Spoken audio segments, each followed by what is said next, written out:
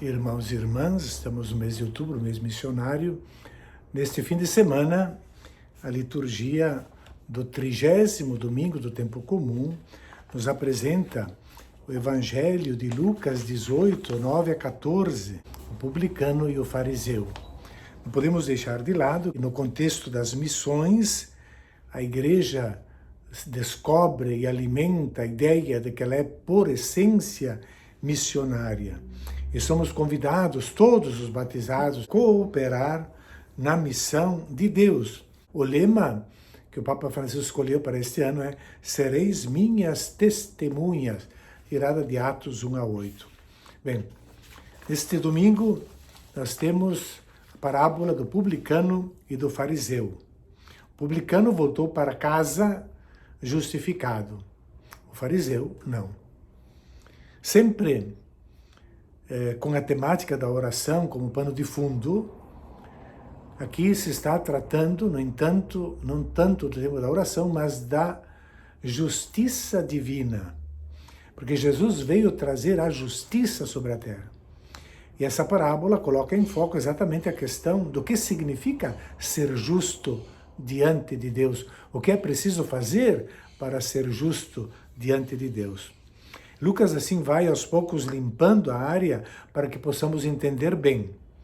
Ele começa dizendo alguns, para quem se dirige a parábola, alguns. Esse alguns pode referir-se a qualquer grupo, como o dos fariseus, a quem traz no exemplo. Mas se diz alguns, não são todos os fariseus, são alguns. E temos exemplos de fariseus diferenciados no Evangelho, como é o caso de Nicodemos, no Evangelho de São João, que não só procurou a noite, mas também esteve presente e providenciou a sua sepultura. Esse tinás, no grego, indica pessoas autocentradas, seguras de si mesmas, convencidas de serem perfeitas, pois eles consideram os outros inferiores. Estes são perfeitos por seus próprios méritos e por isso se julgam superiores e condenam os outros que consideram inferiores. O mesmo verbo exotenuntas, desprezavam, aparece também para descrever Herodes, que insulta Jesus em Lucas 23, 11. Deus não olha os méritos, mas as necessidades. O Senhor não é atraído pela virtude de poucos, mas o Senhor é atraído pela necessidade dos muitos. É esse o significado da parábola, que sem dúvida é a mais enigmática do Evangelho de Lucas. Os que acreditam serem justos e de acordo com suas virtudes e com sua santidade de vida se arrogam o direito de desprezar os outros, neste Evangelho são os fariseus. Jesus escolhe personagens bem emblemáticos no seu tempo, os fariseus, que representam pessoas religiosas, pias, devotas. A palavra fariseu já significa etimologicamente separado. Separado do quê? Separado dos outros que não prestam, separados do povo. O fariseu era quem tentava pôr em prática na vida cotidiana os 613 mandamentos que compreendiam a lei de Moisés. Além disso, ficava meticulosamente atentos, para não transgredir nenhuma das 1521 proibições de trabalhos que não se podiam fazer no dia de sábado, além de uma atenção maniacal sobre o que é puro e o que é impuro. Estes são os fariseus. O fariseu, que é um profissional do sagrado, da religião, cumpridor perfeito da lei. E já, por outro lado, Jesus apresenta os publicanos, um publicano, e estes eram cobradores de taxas, considerados ladrões, como parece bem claro no caso de Zaqueu de Jericó, em Lucas 19. É claro que Jesus tem bem presente o comportamento dos fariseus. De fato, o evangelista escreve: 2 homens subiram ao templo para rezar. Um era fariseu e o outro um cobrador de impostos. Jesus apresenta os 2 opostos no que diz respeito à lei. O extremo cumpridor e o que, pelo contrário, ignora a lei ou não se importa com a lei. Um era fariseu, o outro cobrador de impostos. Cobrador de imposto, o publicano, explica por que vem a palavra público, que significa coisa pública. Trata-se dos que cobravam os impostos, dos que ganhavam a empreitada para a receita das taxas do imposto e depois podiam cobrar e aumentar como queriam aqueles valores. Eram eles ladrões profissionais, trapaceiros, criminosos, e assim eram tão impuros que mesmo que quisessem um dia se converter, não poderiam fazê-lo. Por quê? Eles nunca poderiam devolver o que tinham roubado a inúmeras pessoas que tinham enganado. O evangelista nos apresenta uma pessoa que já tem no bolso a completa santidade, o fariseu, e o outro, publicano, que mesmo se um amanhã quisesse se converter, não seria possível.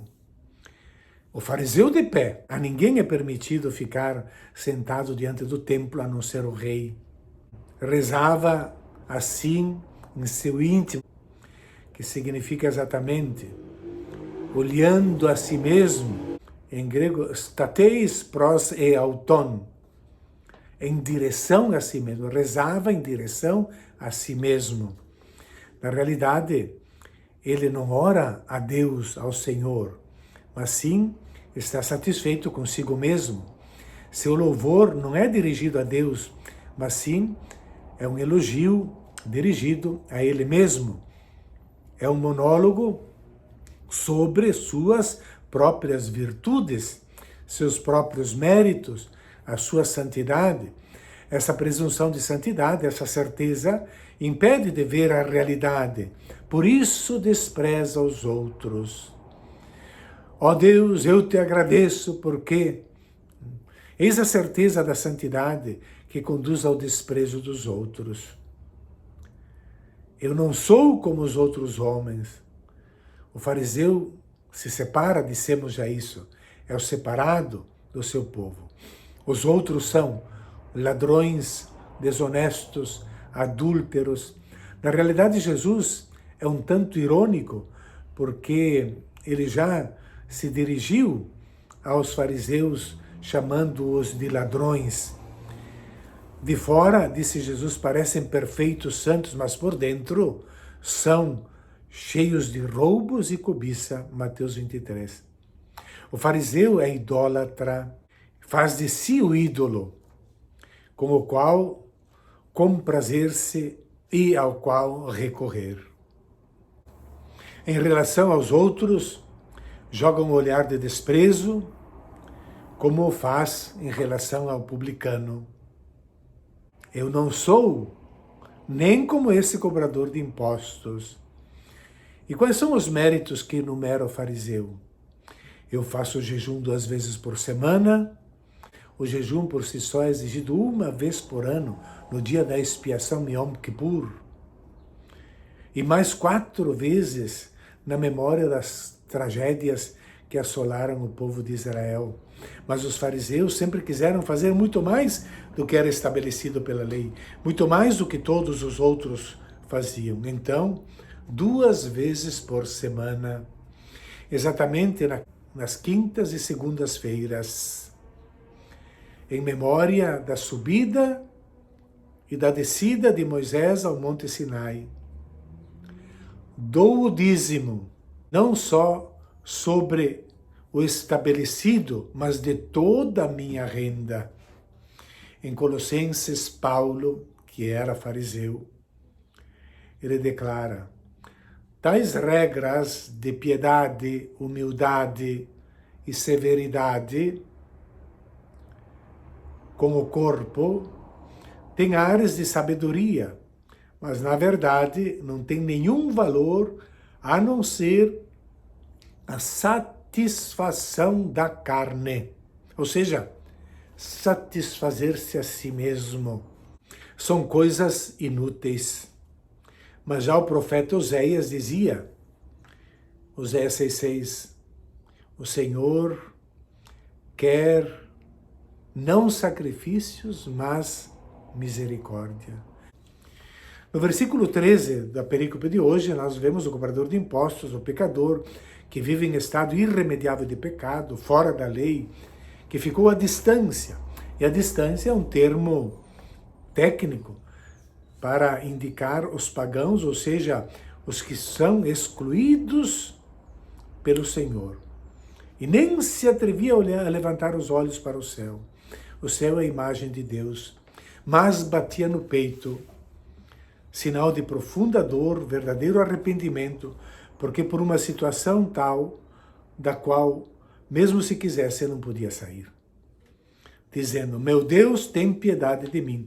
Que o verbo usado não é tanto tem piedade, e sim esse ilasteti, do verbo ilaskomai, que intransitivamente significa tenha misericórdia, seja indulgente comigo. Ele sabe que o amor de Deus é tão grande que até mesmo ele, pecador, poderá experimentar. Sabe que o amor de Deus não tem limites, não para diante de nada. O amor de Deus é incondicional. Temos, portanto, dois personagens, ambos estão distantes de Deus. Mas apenas um, o cobrador de impostos, tem consciência. O fariseu está distante de Deus porque ele vê apenas a si mesmo e só louva a si mesmo. O cobrador de impostos está distante de Deus porque vive uma vida de pecado, de engano, de fraude. Porém, só o cobrador de impostos está consciente disso. Eis a sentença inesperada.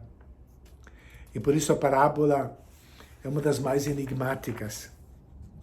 Eu vos digo, este último, o cobrador de impostos, voltou para casa justificado, isto é, perdoado, em boas relações com Deus. O outro, não. A oração do publicano foi atendida, a do fariseu não. Por quê? Porque o fariseu não tinha nada a pedir a Deus. Deus acolhe sempre os pedidos de perdão, pois o perdão é capaz de restaurar uma vida nova. O publicano, ao contrário, entrega-se totalmente, confessa depender totalmente da graça divina. E essa atitude é que dá verdadeiramente glória a Deus. Porque é essa atitude que permite a Deus dar gratuitamente, nos salvar gratuitamente. Quem se eleva será humilhado e quem se humilha será elevado. Este é o sinal desconcertante da parábola. Que culpas tem o fariseu para não merecer a justificação? Quer dizer, receber o perdão?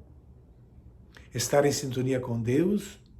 E quais os méritos tem o cobrador de impostos para obter o amor e o perdão de Deus? Nada. Nada de tudo isso.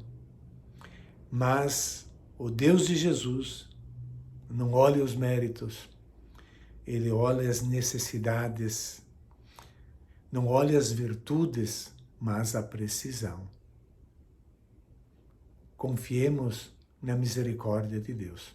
Bom domingo a todos.